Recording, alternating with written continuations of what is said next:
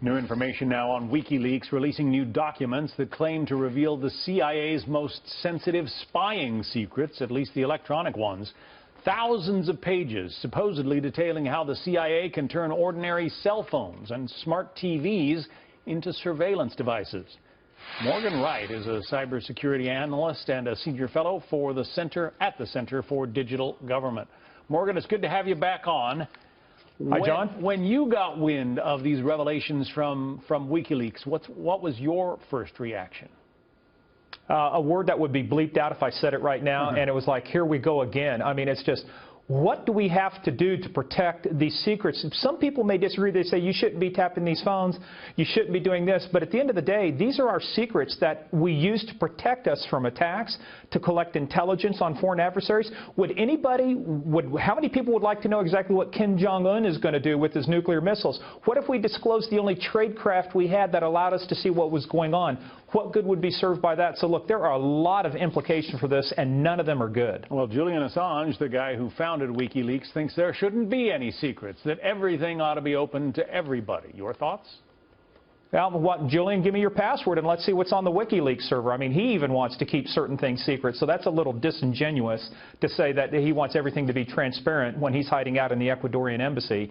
But that being said, we're talking about things that, John, this is more than just collecting information. The CIA works differently than the NSA. They operate agents in countries. Their case officers recruit people to do close-in operations, which means I give you something. They're taking USBs or other things and implanting them into networks. When this gets disclosed, it means we put at risk the very people we're asking to spy on their country or their organizations to get us this information. It puts them at risk the same way when Robert Hansen was arrested, he disclosed the identities of our agents when Aldrich Ames was arrested. This is no different than that. The only difference is this has a little bit of electronic to it, but at the end of the day, John, it's the same thing. I think it's treasonous and traitorous activity, and I hope the investigation finds out who did this. For instance, there are some apps, WhatsApp, for instance, is a messaging application that a lot of people use that has some encryption ability. Apparently these files suggest that you can, or the CIA was able to get around that encryption and tap into some of these WhatsApp conversations that people who were using the app thought were safe. Well, technically, John, the conversations were safe. In other words, they never broke the encryption, and actually one of the most popular ones that they're going after is Telegram, because that's used by a lot of the jihadist networks. What they did was compromise the device that the app was running on so they could see what was being typed in and the messaging going across. It's still very difficult to break the encryption itself, so what they did is they targeted the particular type of device, whether it was an Android or an iPhone, and I mean, it's brilliant work. I mean, they figured out a way around it, but at the end of the day, now that people know it, they'll take countermeasures, and it'll be much more difficult for us to monitor. And Apple says, for one, that it's going to try to, patch some of the holes that this dump has revealed in its software.